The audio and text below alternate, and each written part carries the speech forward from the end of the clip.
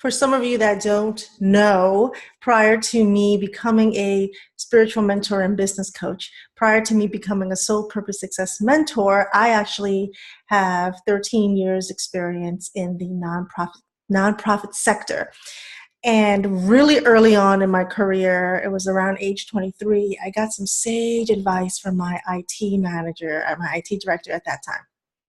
I was trying to leave the museum and trying to find another job.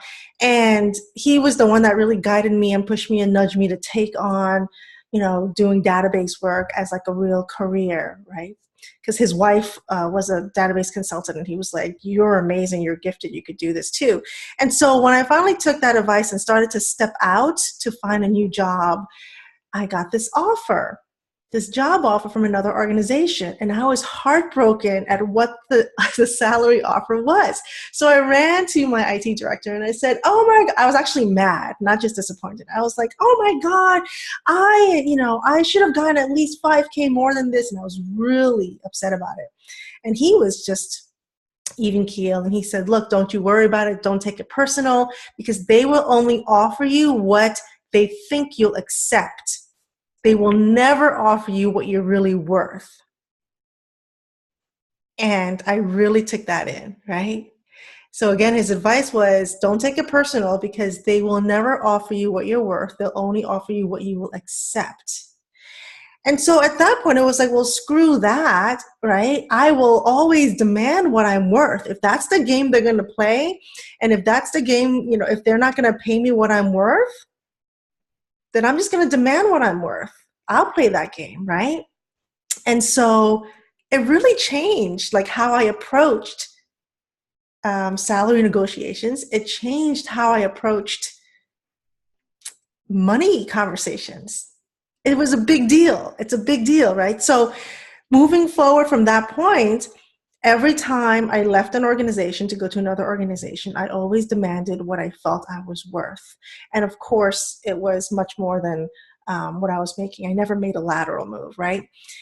It's the same thing when I became a database consultant. When I left to start my own business, I became an entrepreneur 11 years ago at the age of, oh my gosh, maybe it's not 11 years old. I became an entrepreneur at age 27. I'm not, it is 11. Maybe close to 12, because I'll be turning 39 in December.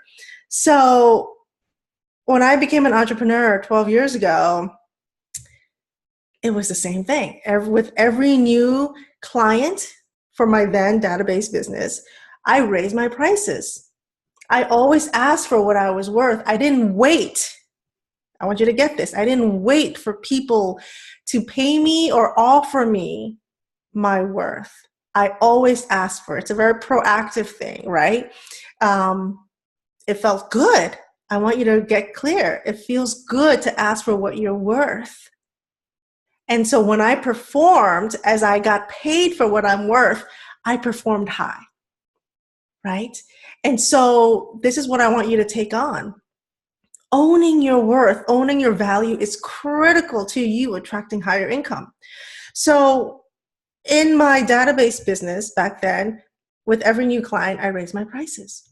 It's the same thing in my new sacred business. This business as a soul purpose success mentor, I've been doing this for over 4 years now. With every other client, I raise my prices. Because with each client, I gain experience. Yes? With each client, I gain confidence. With each client, I am clear even more about how much value I offer them in their life and their business. And so I grow and I grow. And as I grow, my value grows, right?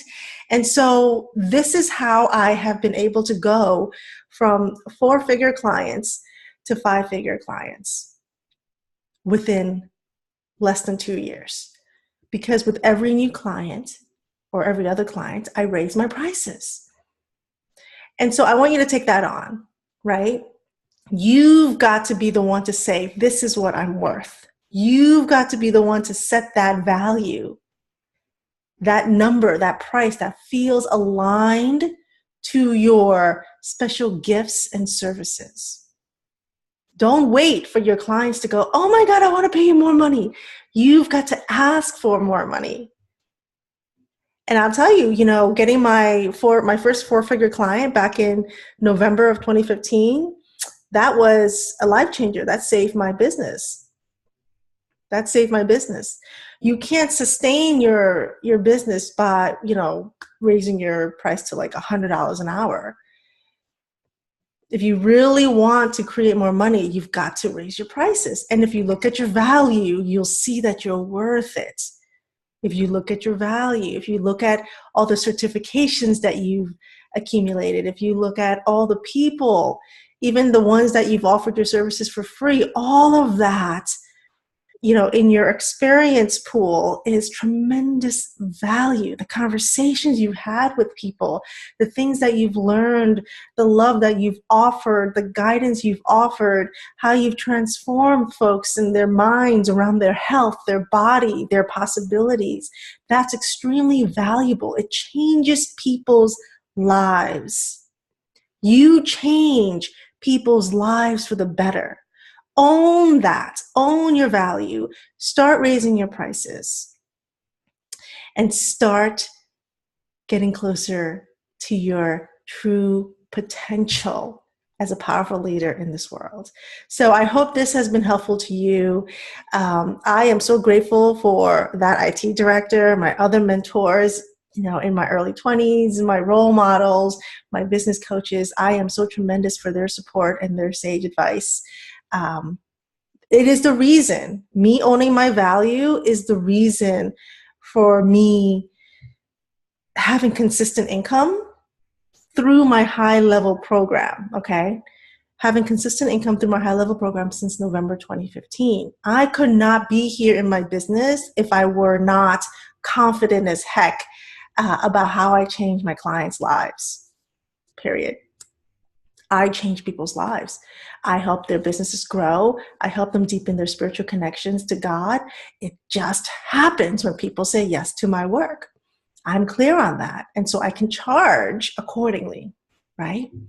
So look into your life and your business. See where you could be more confident. See where you could own your value and start raising your prices.